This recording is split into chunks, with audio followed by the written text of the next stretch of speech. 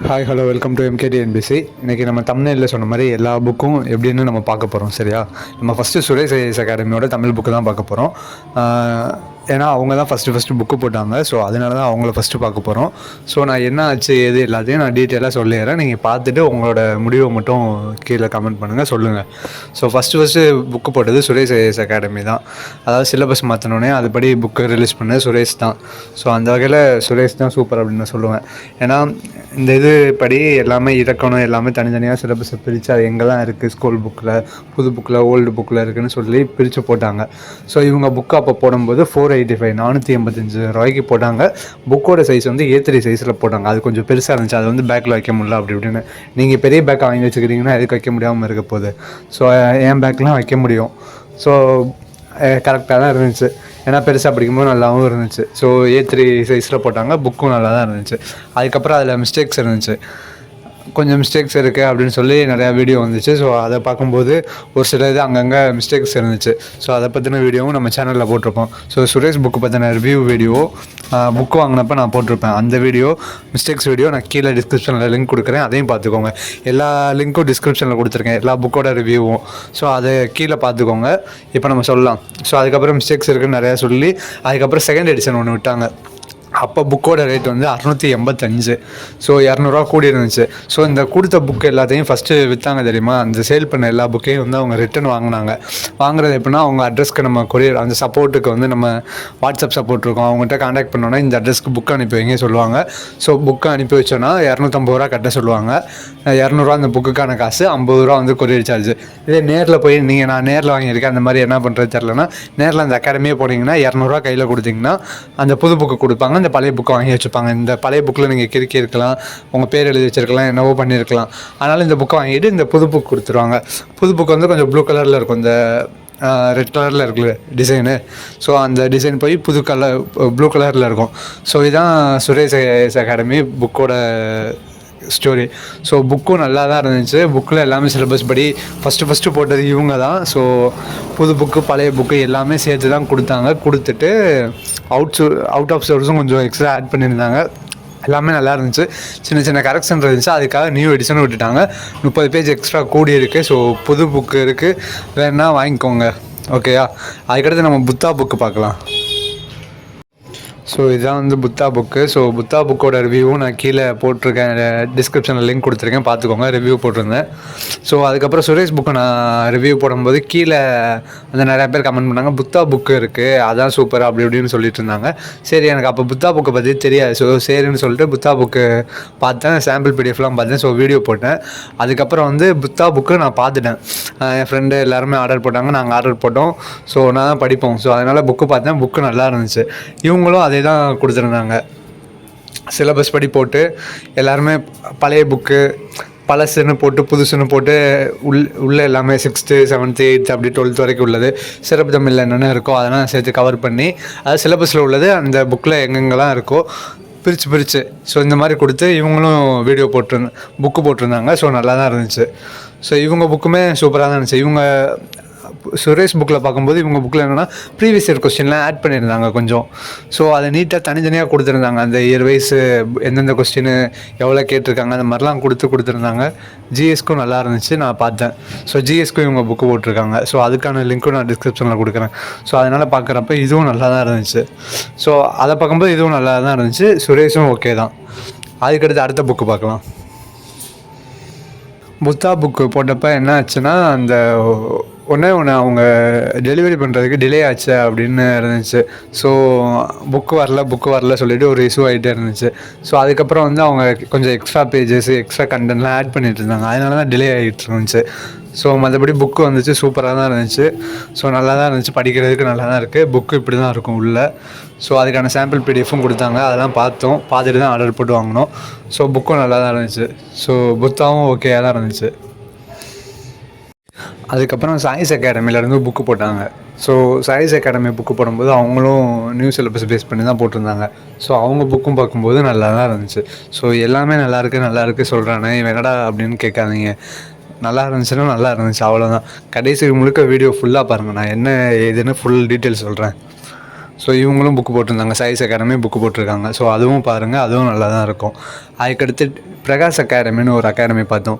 New TNPSC academy new sir இருக்காங்க தெரியுமா, அவங்க வந்து நான் படித்ததெல்லாம் பிரகாஷ் அகாடமி மெட்டீரியல் தான் படித்தேன் அப்படின்னு சொல்லிட்டு போட்டாங்க. ஸோ அவங்க மெட்டீரியல் எப்படி இருந்துச்சுன்னா, பழைய புக்கு, புது புக்கு, அதாவது புதுசு பழசு, அந்த கவர்மெண்ட் மெட்டீரியல் இருக்கும் தெரியுமா, நம்ம கவர்மெண்ட் எம்ப்ளாய்மெண்ட் ஆஃபீஸ்லேருந்து கொடுத்த மெட்டீரியல் அது, அதுக்கடுத்து ப்ரீவியஸ் இயர் கொஸ்டின், இந்த மாதிரி இதெல்லாம் சேர்த்து வச்சு மொத்தமாக டாபிக் வைஸாக பிரித்து மெட்டீரியலாக கொடுத்துருந்தாங்க. ஸோ அதோட ப்ரைஸ் வந்து கூட இருக்குது சொல்லிட்டு இருந்தாங்க எல்லாருமே.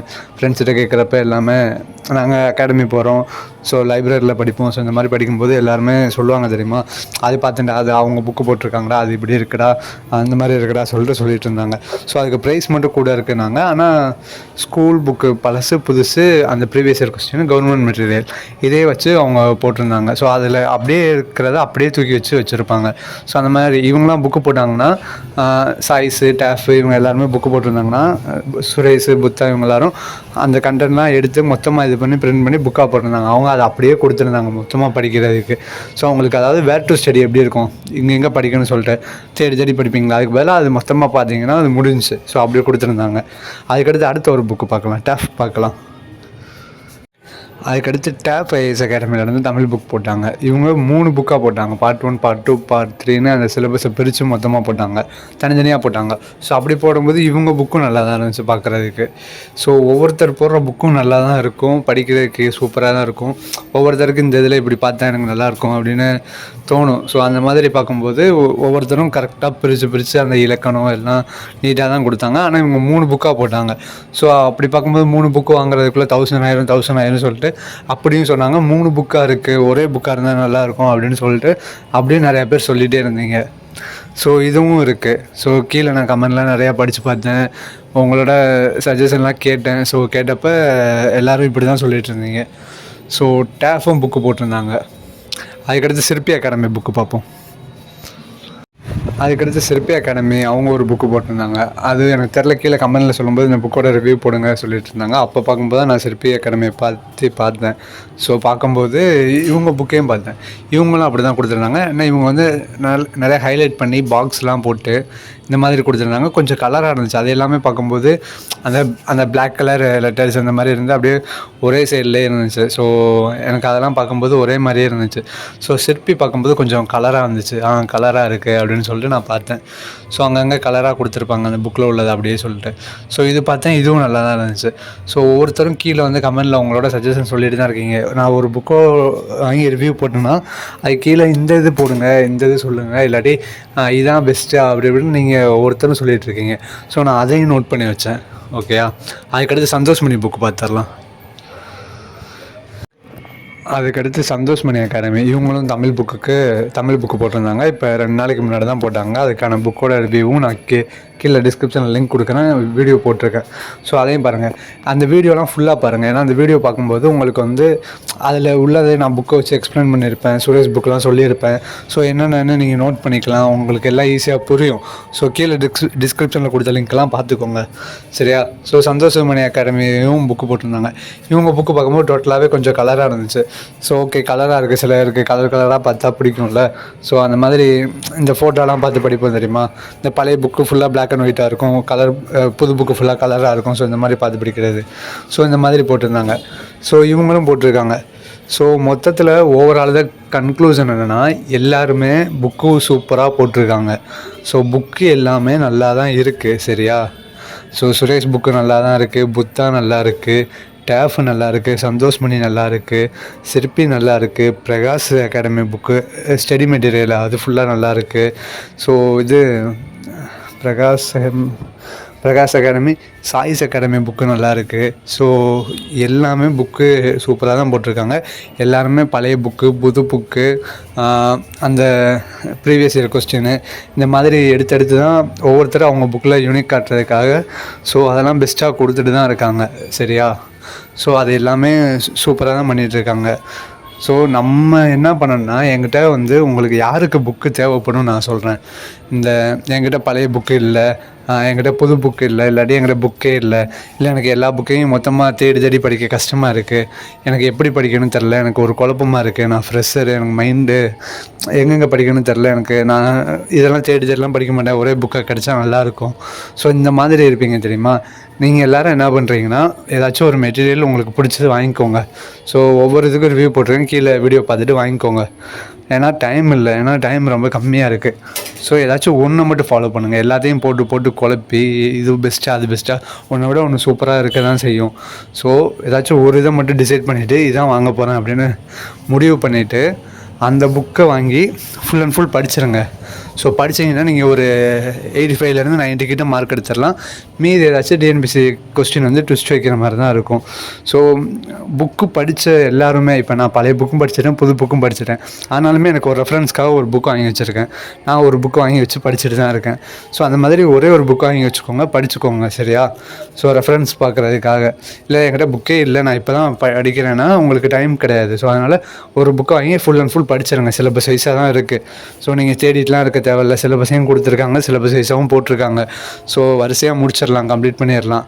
ஸோ வாங்கி டக்குன்னு படிக்க ஆரம்பிச்சிருங்க, இதுதான் முடிவு, சரியா? ஸோ இது நல்லாயிருக்கு, அது நல்லாயிருக்கு, அப்படி இப்படி தேடிட்டே இருக்காங்க. எல்லாமே சூப்பராக தான் இருக்குது, எல்லாமே நல்லா தான் இருக்குது. எல்லாருமே தனியாக யூனிக்காக அவங்களோட ஒர்க்கெலாம் கொடுத்து இது பண்ணி எல்லாேருக்கும் பிடிச்ச மாதிரி தான் புக்கு போட்டிருக்காங்க. அதுக்கப்புறம் இன்னும் இதில் யார் பெரிய இதுனா ரொம்ப டேஞ்சர்னால், இந்த புக்கே வாங்காமல் எனக்கு பிடிஎஃப் கொடுன்னு கேட்குறாங்க தெரியுமா? அவங்க தான் ரொம்ப மோசம். ஸோ ஒவ்வொருத்தரும் ஒவ்வொரு புக்கு போடுறாங்க, விற்கிறாங்க, அது ரேட்டு கூட இருக்குது, அப்படி இப்படின்னு நீங்கள் வந்து அவங்கள பற்றி கமெண்ட் பண்ணிவிட்டு அவங்கள பற்றி சொல்லிவிட்டு உனக்கு என்ன தெரியும், நீ ரிவ்யூ போடுற, நீ பெய்ட் ப்ரொமோஷனாக, இந்த மாதிரிலாம் எதுவுமே இது பண்ணல. நான் புக்கு வாங்கினேன், நான் போடுறேன், நான் ரிவ்யூ போடுறேன், இப்படி தான் பண்ணுறேன். உனக்கு தெரிஞ்சதை சொல்லு, தெரியாத சொல்லாத, இந்த மாதிரிலாம் சொல்லிட்டுலாம் இருக்காதீங்க. ஸோ பிடிஎஃப்னு கேட்காதீங்க. பிடிஎஃப்னு கேட்டிங்கன்னா ஃபோனில் பார்க்குறது ஃபோனோடையே போயிடும். ஸோ மண்டைக்குள்ளெலாம் நிற்காது. இல்லை நான் படிச்சிடறேன், எனக்கு நிற்கும், உனக்கு முடியலை அப்படின்னா ஓகே, சூப்பர், நீங்கள் சூப்பர் தான், ரொம்ப டேலண்ட் தான். ஸோ அதனால் புக்கை பார்த்து படிக்கும்போது தான் அந்த அந்த இதில் பார்க்கும்போது தான், அந்த படம் பார்க்கும்போது தான், ஸோ இது இங்கே பார்த்தோம், இந்த இது இங்கே வரும், இந்த லைன் வந்து இந்த இடத்துல நினச்சி, இந்த பாக்ஸ் வந்து இங்கேக்குள்ளே இருக்குது, ஸோ அதில் நான் பார்த்துருக்கேன் அப்படின்னு சொல்லிட்டு உங்களுக்கு மைண்டில் நிற்கும். ஸோ ஓகேயா? ஸோ அதனால் புக்கை வாங்கி புக்கை பார்த்து படிங்க, சரியா? இந்த பிடிஎஃப்னு கேட்குறதை சுத்தமாக விட்டுருங்க. எனக்கு அதுக்கு ரிப்ளை பண்ணவும் பிடிக்கல. ஆனால் எல்லா கமெண்ட்டுக்கும் ரிப்ளை பண்ணணுங்கிறனால மட்டும்தான் நான் அதுக்கு ரிப்ளை பண்ணிகிட்ருக்கேனே தவிர, எனக்கு இந்த பிடிஎஃப்னு கேட்குற யாரையுமே பிடிக்க மாட்டுது. ஸோ அது என்ன பண்ணுறது, எல்லாம் இப்போ பிடிஎஃபாக ஆகிட்டிங்க. அந்த கோவிட் வந்ததுலேருந்து ஆன்லைன் கிளாஸு பிடிஎஃப் இந்த மாதிரி இப்படியே ஆகிப்போச்சு. ஸோ எல்லாருமே பிடிஎஃப் கொடுத்து வீடியோ கீழே கொடுத்து இது பண்ணிட்டாங்க. ஸோ இப்படியே ஆகி போனதுனால தான் எல்லாருமே இப்படி ஆகிட்டிங்க. ஸோ பிடிஎஃப்னு கேட்காதீங்க, நீங்கள் தான் ரொம்ப டேஞ்சரு. வேணுன்னா புக்கு வாங்கி படிங்க, வேணும்னா பேசாமல் விட்டுருங்க, படிக்கவே படிக்காதீங்க, என்னவோ பண்ணிக்கோங்க. நான் யாரையும் எதுவுமே சொல்லலை, எதுவும் பண்ணல. புக்கு எல்லாமே நல்லா தான் இருக்குது. ஒரே ஒரு இதை ஃபாலோ பண்ணுங்கள். எனக்கு அங்கே இங்கே எப்படி தெரில, குழப்பமாக இருக்குது, இது பெஸ்ட்டாக அது பெஸ்ட்டாக அப்படிலாம் யோசிக்காதீங்க. எல்லாமே நல்லா தான் இருக்குது. ஒன்று வாங்கி நீட்டாக உட்காந்து படிச்சிருங்க. ஸோ சோம்பேறியாக இருக்காங்க, கொஞ்சம் ஃபுல்லாக படிங்க. ரிவ்யூ போட்டால் கொஞ்சம் கீழே திட்டாதீங்க, உனக்கு என்ன தெரியும், அந்த மாதிரிலாம். நான் வாங்கினேன், நான் ரிவ்யூ போடுறேன், நான் எனக்கு தோன்றது தான் சொல்லுவேன். ஸோ ஒவ்வொருத்தருக்கும் ஒவ்வொரு சஜஷன் இருக்குது. சுரேஷ் புக்கு போட்டப்போ ஒருத்தர் பெருசாக இருக்குது, கொண்டு போக முடியல அப்படி இப்படின்னு சொல்லிட்டு இருந்தீங்க. புத்தா புக்கு போட்டப்போ டிலே ஆகுது சொல்லிட்டு இருந்தீங்க. டேஃப் புக்கு போட்டால் 3 புக்கு, ஸோ 1000 கிட்ட வந்துடும், 3 புக்காக இருக்குது, ஒரே புக்காக இருந்தால் நல்லாயிருக்கும் சொல்லிட்டு இருந்தீங்க. அதுக்கப்புறம் வந்து சாய்ஸ் புக்கு போட்டாங்க. பிரகாஷ் அகாடமி, அது வந்து எல்லாத்தையும் அவங்க பிரித்து தான் கொடுத்துருக்காங்க, ஆனால் ரேட்டு கூட சொல்கிறாங்க அப்படின்னு பிரகாஷ் அகாடமி புக்கை சொல்லிட்டு இருந்தீங்க. இப்போ சந்தோஷ்மணி புக் வந்திருக்கு, இந்த புக்கும் நல்லா கலர்ஃபுல்லாக இருக்குது. ஸோ இதை பார்த்தோன்னே இதுக்கு பிடிஎஃப் கண்டிப்பாக தேட ஆரம்பிச்சிடுவீங்க. ஸோ யாராச்சும் புக்கு வாங்கிட்டு பிடிஎஃப் எவனாச்சும் போட்டு விட்டுருவோம். ஸோ அதுக்கான பிடிஎஃப் இருக்கான்னு தேட ஆரம்பிச்சிடுவீங்க.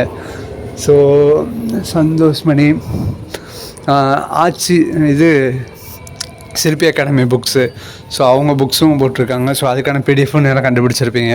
ஸோ பிடிஎஃப்னு பார்க்காதீங்க, அது வேண்டவே வேண்டாம். படித்தனால சொல்கிறேன், அது நிற்காது. ஸோ புக்கை பார்த்து படிங்க, அதுதான் நல்லது. ஸோ நல்லா படிங்க. ஏப்ரல் 25 நோட்டிஃபிகேஷன் வருது, வேக்கன்சி எல்லாமே வந்துடும். ஸோ எக்ஸாம் நல்லா அப்ளை பண்ணுங்கள். குரூப் 1 ப்ரிப்பேர் பண்ணுறவங்களும் பண்ணிகிட்ருங்க, நல்லா பண்ணுங்கள். ஜூன் மாதம் எக்ஸாம் எழுதுங்க, ஜூலை மாதம் குரூப் 4 எழுதுங்க. ஸோ நல்லபடியாக எழுதுங்க, பாஸ் ஆகுங்க, போஸ்டிங் வாங்குங்க. இதை விட்டோன்னா அடுத்து 2027 தான். 2026 எக்ஸாம் கிடையாது. ஸோ புரிஞ்சுக்கோங்க, தெரிஞ்சுக்கோங்க, நல்லா படிங்க. தேங்க்யூ.